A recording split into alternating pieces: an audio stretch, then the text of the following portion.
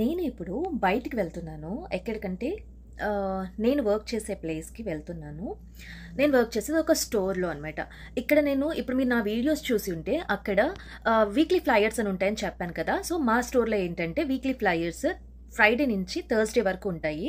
Friday, Saturday, Sunday 3 డేస్‌కి separate sales కూడా ఉంటాయన్నమాట. సో, లాస్ట్ వీక్‌లో ఆ 3 డేస్‌కి ఎగ్స్ ఆఫర్‌లో పెట్టారు. 12 అంటే డజన్ ఉన్న ఎగ్స్ $3.99కి పెట్టారు. నార్మల్‌గా అయితే అది $4.75 ఉంటుంది. బట్ ఏంటంటే స్టాక్ అయిపోయింది. 3 డేస్ సేల్‌లోనే ఒక 2 డేస్‌కి స్టాక్ అయిపోయింది సాటర్డేకంతా. సో, అలా స్టాక్ అయిపోయినప్పుడు కస్టమర్స్ కనుక ఆ ఆఫర్ చూసి మాకు ఆఫర్ ఉంది అని చెప్పేసి వస్తే వాళ్ళు ఏం చేస్తారంటే స్టాక్ లేనప్పుడు రెయిన్ చెక్ అని ఇస్తారు.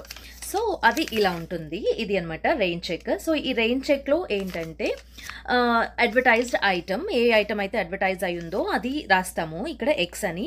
సో, ఎన్ని కావాలి క్వాంటిటీ. సో, మాక్సిమం వచ్చేసి ఒక 6 వరకు ఇస్తారు. నేనైతే 4 అంటే 4 కాటన్స్ అంటే 4 డజన్స్ తీసుకున్నాను. అండ్ సేల్ ప్రైస్ అంటే ఆ కస్టమర్ వచ్చినప్పుడు నార్మల్‌గా ఏ సేల్ ప్రైస్ ఉంది మన దగ్గర స్టాక్ అవైలబుల్‌లో లేనప్పుడు అని $3.99 అది రాశారు.